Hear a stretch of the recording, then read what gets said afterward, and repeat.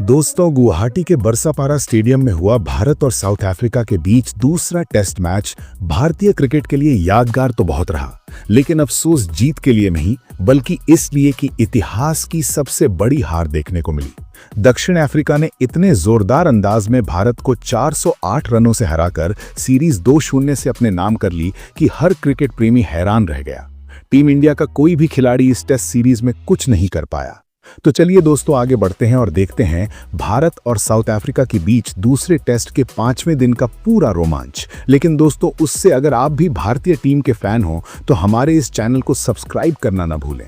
तो दोस्तों, गुवाहाटी के बरसापारा स्टेडियम में खेले गए इस ऐतिहासिक टेस्ट के 5वें दिन टीम इंडिया के लिए कहानी बेहद दर्दनाक तरीके से खत्म हुई, जहां दक्षिण अफ्रीका ने 408 रनों से जीत दर्ज कर सीरीज में 2-0 से क्लीन स्वीप कर दिया।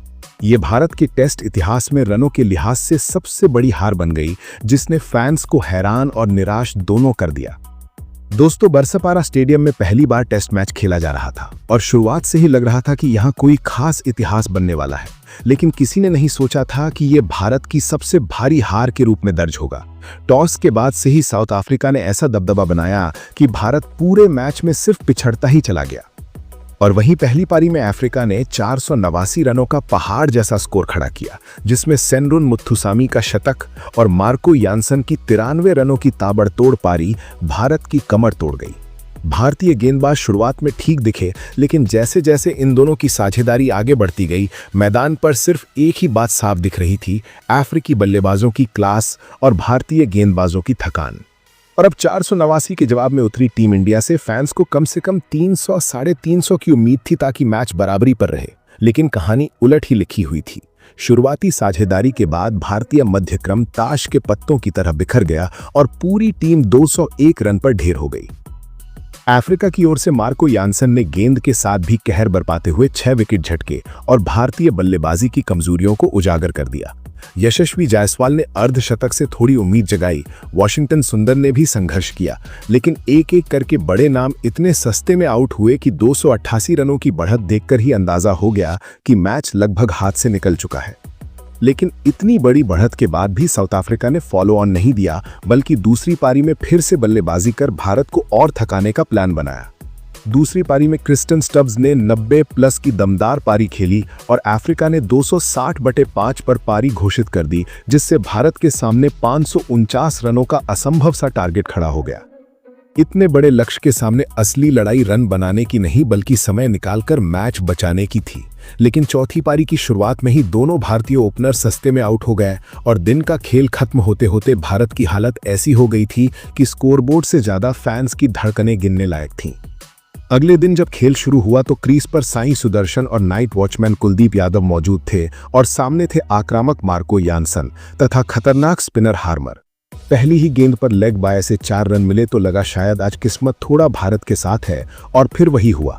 साई सुदर्शन का कैच नो बॉल की वजह से टल गया और कुलदीप का आसान कैच स्लिप में टपक गया। लग रहा था कि किस्मत भारत को कुछ समय तो जरूर देगी, लेकिन हार्मर ने अपने करियर की सबसे खतरनाक स्पेल्स में से एक डालते हुए पहले कुलदीप को शानदार तरीके से बोल्ड किया, फिर ध्रुव जुड़ेल को स्लिप में कैच करवाकर भारत को 42/4 की मुसीबत में धकेल दिया। इस समय ऐसा लगने लगा कि अगर कोई चमत्कार नहीं हुआ तो मैच सिर्फ एक सेशन में खत्म हो सकता है। ऐसे मुश्किल वक्त में क्रीज पर आए कप्तान ऋषभ पंत, जिनकी पहचान ही है तेज, पॉजिटिव और निडर बल्लेबाजी। उन्हें पता था कि असली जरूरत समय बिताने की है, लेकिन उनकी स्वाभाविक गेम आक्रामक है, और यही दोधारी तलवार भारत के सामने भी खड़ी थी और पंत के सामने भी। महाराज के एक ओवर में पंत ने बैकफुट से कवर ड्राइव पर शानदार चौका और फिर आगे बढ़कर लंबा छक्का जड़कर सबको चौंका दिया कि जहां भारत को सिर्फ टिकना है, वहां वो इतनी तेजी से शॉट्स क्यों खेल रहे हैं। ड्रिंक्स ब्रेक के बाद जैसे ही खेल शुरू हुआ, हार्मर की एक उछल लेती स्पिन गेंद पर पंत का डिफेंस टूट गया। गेंद स्प्लाइस पर लगकर स्लिप की ओर लहराई और मार्करम ने अपना 7वां कैच लेकर पंत की 16 गेंदों पर 13 रन की पारी खत्म कर दी। स्कोर था 58/5।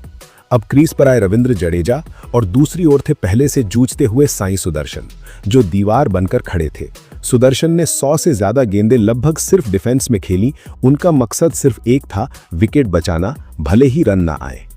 जडेजा ने शुरुआत में बहुत संयम दिखाया, फिर धीरे धीरे स्वीप, डिफेंस और कभी कभी अटैक के साथ स्पिनरों की लाइन लेंथ बिगाड़नी शुरू कर दी। महाराज के एक ओवर में मिड विकेट के ऊपर से लगाया गया उनका शानदार शॉट बता रहा था कि वो सिर्फ बचने नहीं बल्कि मौके मिलने पर स्कोर भी आगे बढ़ाना चाहते हैं। दोनों ने मिलकर टी ब्रेक तक भारत को 90 पर 5 तक पहुंचा दिया। सुदर्शन 138 गेंदों में सिर्फ 14 पर नाबाद थे और जडेजा 23 पर टिके हुए थे, और यही साझेदारी फैंस के लिए सबसे बड़ी उम्मीद बनी हुई थी। टी के बाद जैसे ही दूसरा सत्र शुरू हुआ, साउथ अफ्रीका ने सेनुरन मुथुसामी को गेंद दी और उनके पहले ही ओवर ने भारत के सपनों में दरार डालनी शुरू कर दी। पहली गेंद फुल टॉस थी जिसे जडेजा ने वाइड मिड ऑफ के लिए चौके के लिए भेजा।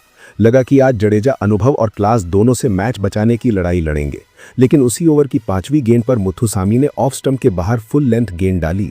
सुदर्शन ने डिफेंस किया, गेंद ने मोटा किनारा लिया और स्लिप में खड़े मार्करम ने अपना 8वां कैच पकड़कर सुदर्शन की 139 गेंदों की जुझारू धैर्य से भरी पारी सिर्फ 14 रनों पर खत्म कर दी और भारत के लिए सबसे बड़ी दीवार ढह गई। अब आए वॉशिंगटन सुंदर, सामने यानसन की रिवर्स स्विंग और स्पिनरों की जाल बुनती गेंदबाजी। यानसन के एक ओवर में सुंदर ने शानदार चौका लगाकर भारत के 100 रन पूरे करवाए और थोड़ी राहत दी, जबकि दूसरी ओर जडेजा बेहद संतुलित अंदाज में खेल रहे थे और अपने अर्धशतक के करीब पहुंच रहे थे। दोनों के बीच साझेदारी जमती दिख रही थी कि तभी हार्मर ने एक बार फिर भारत पर प्रहार किया। ऑफ स्टंप के बाहर टर्न लेती गेंद, अतिरिक्त उछाल, सुंदर आगे बढ़े, किनारा लगा और मार्करम ने अपना 9वां कैच पकड़कर सुंदर की 16 गेंदों की पारी खत्म कर दी। साथ ही हार्मर ने अपना 5वां विकेट भी पूरा कर लिया। भारत 130 पर 7 विकेट खो चुका था और परिणाम लगभग साफ दिखने लगा था। इसके बाद क्रीज पर आए नीतीश रेड्डी, लेकिन जडेजा अब अपनी 50 के करीब थे और वही भारतीय फैंस के लिए एकमात्र सहारा लग रहे थे। महाराज की एक टॉस्ड अप गेंद पर जडेजा ने आगे बढ़कर डीप मिड विकेट के ऊपर से शानदार छक्का लगाकर अपना अर्धशतक पूरा किया। गिरते विकेटों के बीच उनका ये खेल बिल्कुल अलग स्तर का लग रहा था। लेकिन दूसरी तरफ रेड्डी रफ में पड़ी गेंद पर रिवर्स स्वीप खेल बैठे। गेंद ग्लव्स से लगकर सीधा विकेट कीपर के हाथ में चली गई और वो बिना खाता खोले लौट गए। ये हार्मर का 6ठा विकेट था। अब भारत सिर्फ 2 विकेट दूर था हार से और जडेजा ने सोचा शायद अब आक्रामक होकर खेलना ही एकमात्र रास्ता है।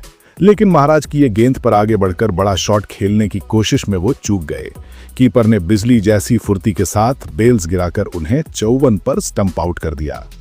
अब क्रीज पर आए मोहम्मद सिराज और उनके पास खोने को कुछ था नहीं। उन्होंने अपने अंदाज में बड़ा शॉट खेलने की कोशिश की। गेंद ऊंची गई, बाउंड्री के पास खड़े मार्को यानसन ने शानदार कैच पकड़कर भारत की पारी 140 पर बंद कर दी और दक्षिण अफ्रीका ने मैच 408 रनों से जीत लिया। यह हार न सिर्फ इस सीरीज का अंत थी, बल्कि भारत के टेस्ट इतिहास की सबसे बड़ी रन अंतर वाली हार भी बन गई और इसके साथ ही अफ्रीका ने भारत में 2-0 से क्लीन स्वीप कर एक नया इतिहास रच दिया। भारतीय क्रिकेट के लिए यह दिन बेहद निराशाजनक रहा, जबकि साउथ अफ्रीका के लिए यह दौरा यादगार बन गया। दोस्तों, स्क्रीन के इस पार बैठकर भी हर भारतीय फैन के लिए यह हार अंदर तक चुभने वाली है।